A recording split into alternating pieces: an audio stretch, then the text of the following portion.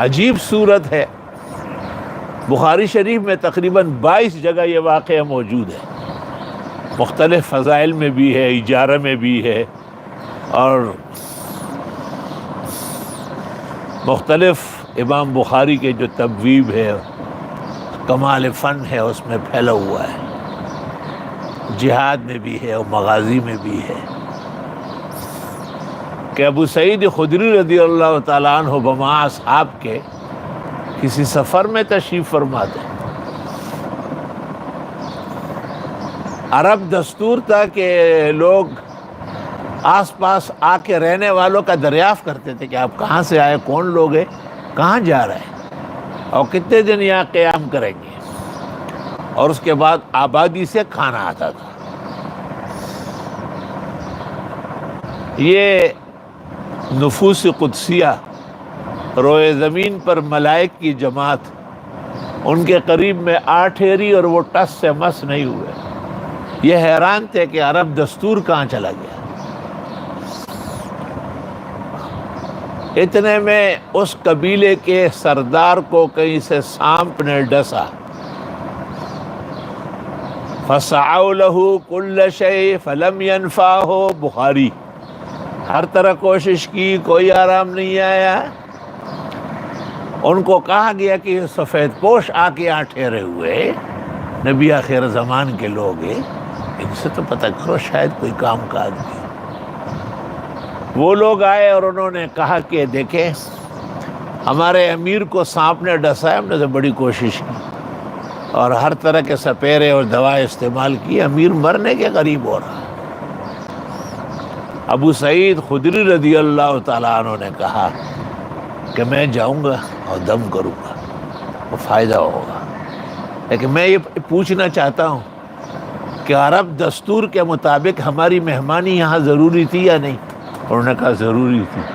کہ اتنے دن سے ہم ٹھہرے ہوئے ہیں، آپ نے پوچھا تک نہیں، لہذا آپ بھی ہمیں کچھ مقرر کریں گے تب جاؤں گا. چنانچہ انہوں نے فیصلہ کیا کہ ہم 1 ریوڑ بیڑ بکریوں کا دیں گے. اس کے بعد ابو سعید خدری رضی اللہ تعالیٰ عنہ صبح و شام بخاری میں 3 دن گئے. دم کرنا کوئی آسان کام نہیں ہے کہ مولوی صاحب خالی پھو دم ہو جائے. دم کام ہے، ھذا فعل عظیم و عجیب. 3 دن 3 صبح و شام ابو سعید خدری گئے اور وہاں ان کو دم کیا. امیر کو بالکل آرام آیا اور امیر نے کہا جو آپ نے طے کیا ہے اس سے زیادہ دے دے. 3 روایتیں ہیں. ایک روایت میں ہے کہ 30 بکرے تھے، دوسری میں ہے کہ 80 تھے. سنن کی ایک روایت میں 120 ہے. علماء دین کہتے ہیں کہ 30 بڑے ہوں گے اور ان کے بچوں سمیت 80 ہوں گے. بعضوں کے بچے 2 3 ہوتے ہیں، وہ ملا لے تو 120 ہو جائیں گے. جب حضرت ابو سعید خدری یہ ریوڑ لے کے آئے تو صحابہ نے کہا اخذت علی کتاب اللہ اجرا، یہ قرآن پر اجر لیا آپ نے؟ یہ اشکال تو پہلے ہو چکا ہے جو آپ خواہ مخواہ ناخواندہ قسم کے لوگ کر رہے ہیں.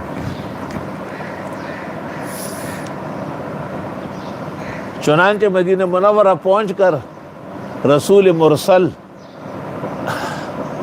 نبی مکرم صلی اللہ علیہ وسلم کی خدمت میں عرض کیا. آپ نے ابو سعید سے پوچھا کون سی سورت پڑھی؟ تو فرمایا گیا کہ فاتحہ. اور آپ نے کہا بے شک اس میں ہر مرض کی شفا ہے. اور پھر فرمایا کہ جو بیڑ بکری علی آپس میں بانٹو پورے لشکر میں، اور ساتھ یہ بھی کہا کہ میرا حصہ بھی مقرر کرو. اس روایت کو صحاح کی تمام کتابوں نے نقل کیا ہے. اس کے بعد کسی فقیہ یا مجتہد کا یہ استدلال کہ طاعات پر اجارہ ناجائز ہے محل نظر ہے.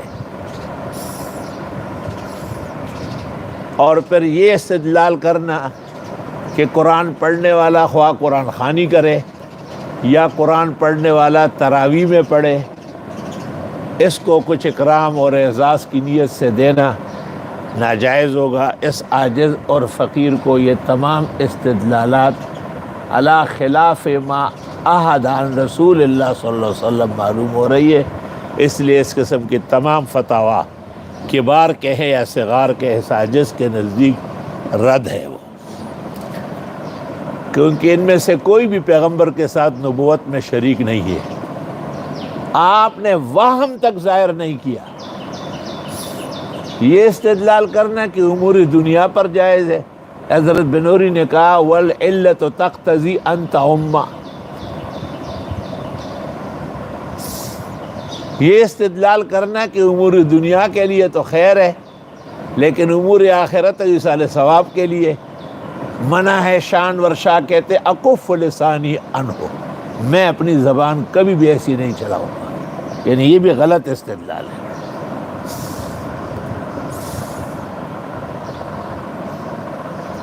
ترمذی شریف میں ہے کہ جب پیغمبر نے تیس الفحل کو منع کیا کہ اونٹ اونٹنی کو چھوڑ دے یا بکرا بکری کو، اور اس کے بعد وہ کچھ انعام و اکرام کرتے، یہ تو آپ پیشاب بیچ رہے، انہوں نے کہا نحن نکرم، ہمارے یہاں اکرام کے طور پہ دیا جاتا ہے، آپ نے کہا جائز ہے۔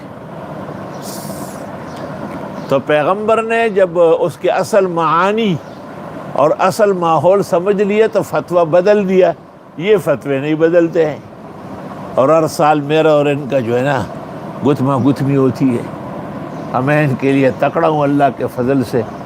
یہ کبھی ایک بزرگ کا نام کہ یہ سارے بزرگ سر آنکھوں پر، میرے بھی بزرگ ہے، میرے بھی محترم ہے اور مکرم ہے، لیکن میں پیغمبر مرسل محمد مصطفیٰ احمد مجتبیٰ صلی اللہ علیہ وسلم کی صریح حدیث ایک لفظ یہ ہے ان خیر ما اخذتم علیہ اجرا کتاب اللہ، بہترین اجرت وہ ہے جو کتاب اللہ پر ملے،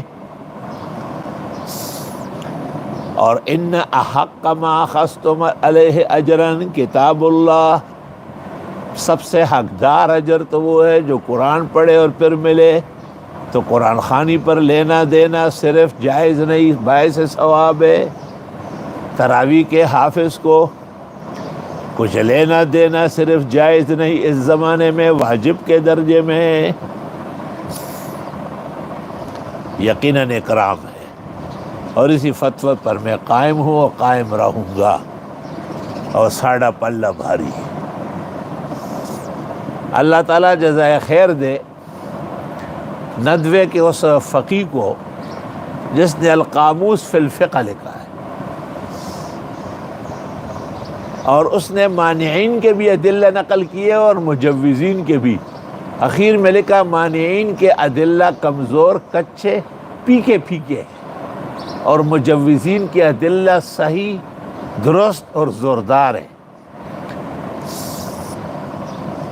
علامہ آلوسی نے بھی روح المعانی کے اندر وَلَا تَشْتَرُوا بِآيَاتِي ثَمَنًا قَلِيلًا پر لکھا ہے کہ وَذَكَرُوا فِي الْمَنْعِ أَحَادِيثَ لَا تَصِحُّ، ممانعت کی حدیثیں صحیح نہیں ہیں، وَقَدْ صَحَّتِ الْأَخْبَارُ وَتَضَافَرَتْ أَقْوَالُ الْعُلَمَاءِ عَلَى جَوَازِ ذَلِكَ، صحیح احادیث اور علماء کے ہر دور کے اتفاق سے اس کا جواز معلوم ہو رہا ہے۔ کائنات اسی پر آباد ہے الحمدللہ۔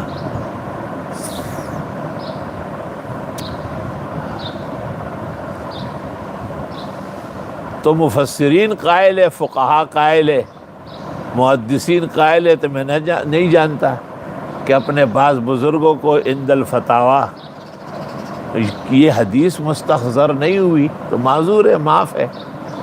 اور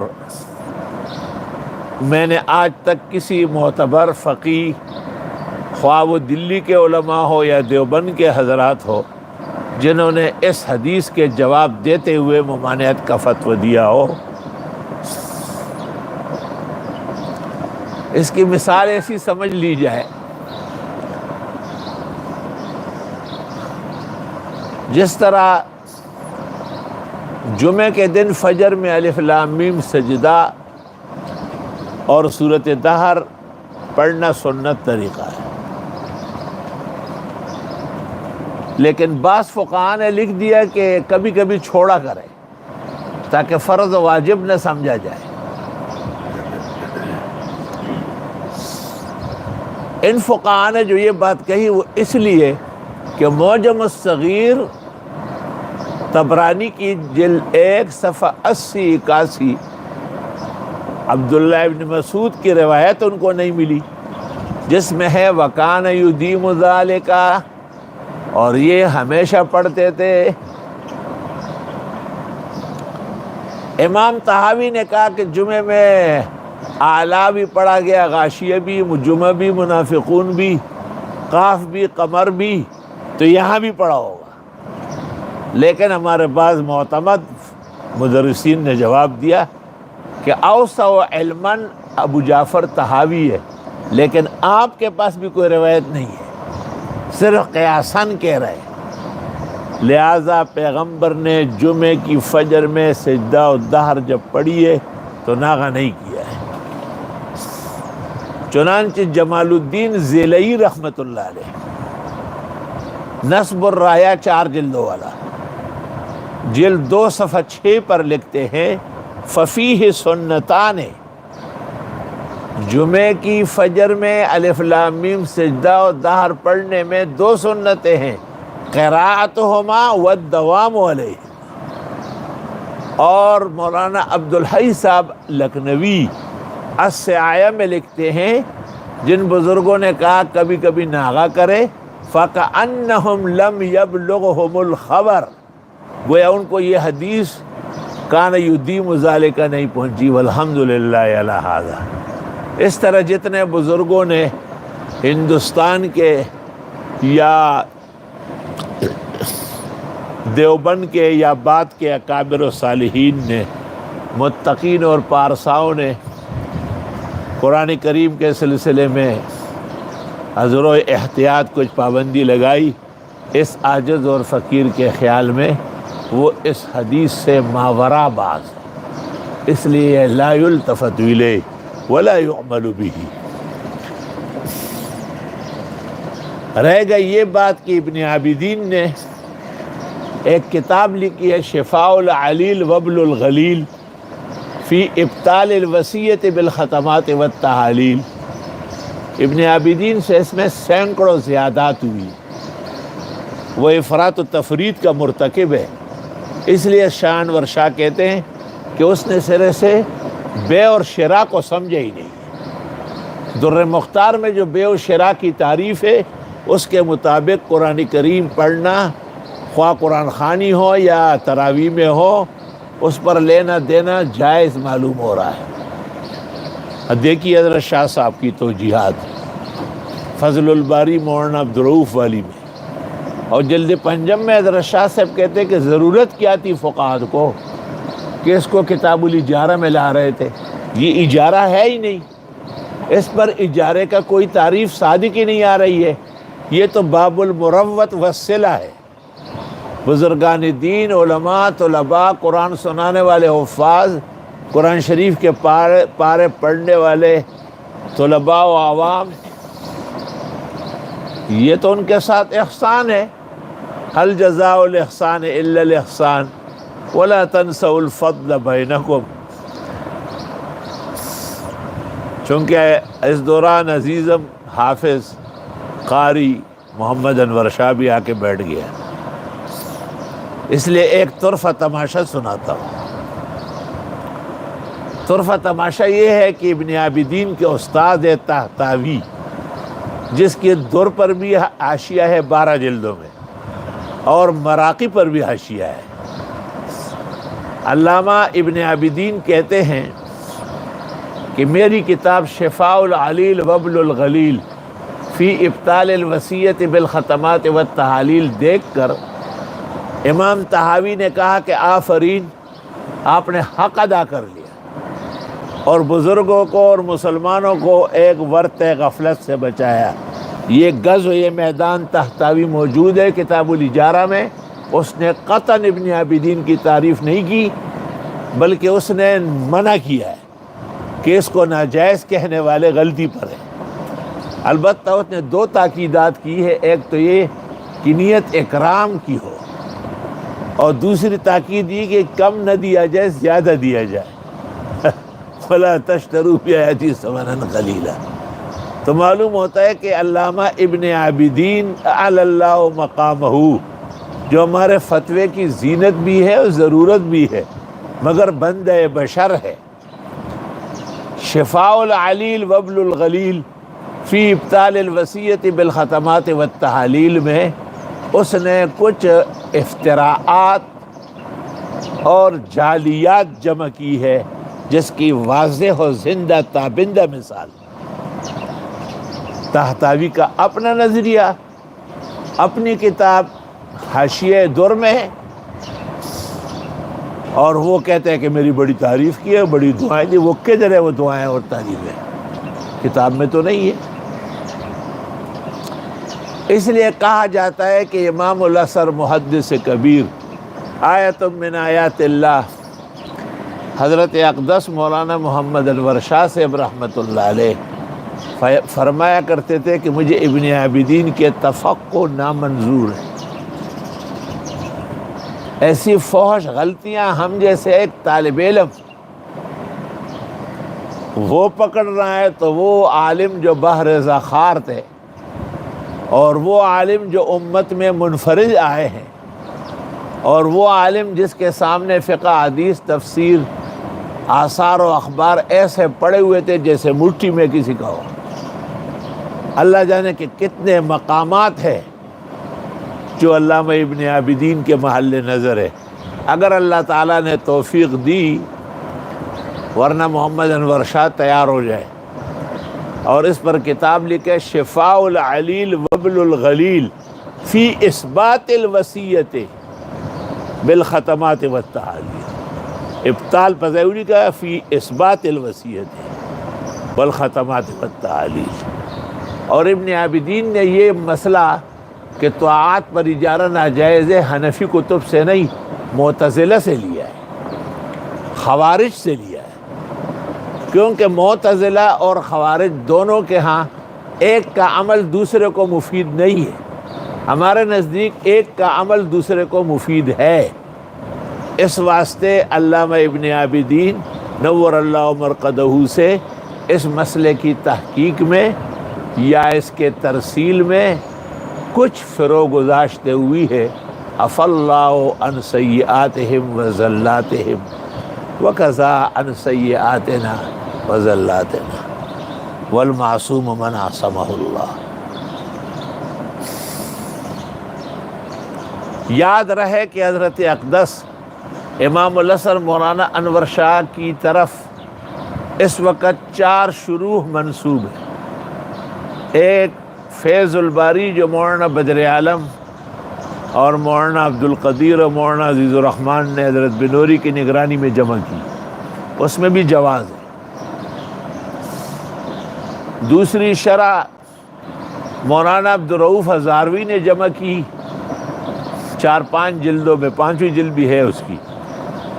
اس میں بھی حضرت شاہ صاحب کہتے ہیں کہ فقہا کو یہ مسئلہ اجارے میں نہیں نقل کرنا، یہ اجارہ ہے ہی نہیں، یہ مروت الصلہ کے باب میں ہونا چاہیے۔ تیسری شرح حضرت شاہ صاحب کی طرف منسوب الصیح الجاری ہے فی جنات البخاری، مولانا عبد الحلیم صاحب سردار پوری کی، اس میں بھی جواز ہے۔ چوتھی شرح حضرت کے فرزند نسبتی و شاگرد خاص مولانا احمد رضا صاحب بجنوری نے جو انوار الباری جمع کی، اس میں بھی جواز واضح اور صریح نقل ہے۔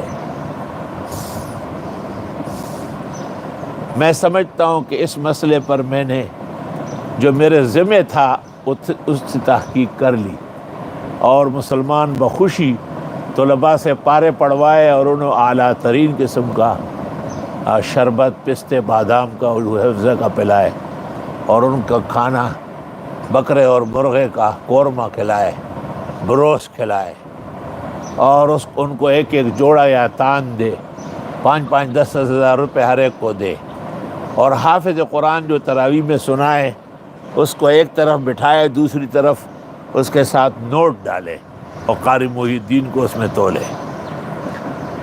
لیکن قاری محی الدین سارا گھر لے جاتا ہے۔ میں کہتا ہوں اجعلوا لی فیہ سہما، زمائے سمراڑی کنا، ہاں ویلی چی دلالا وی نوڑی دی عبداللہ وی ملیان سر جنگنا مناظرے مناقشے زکوما۔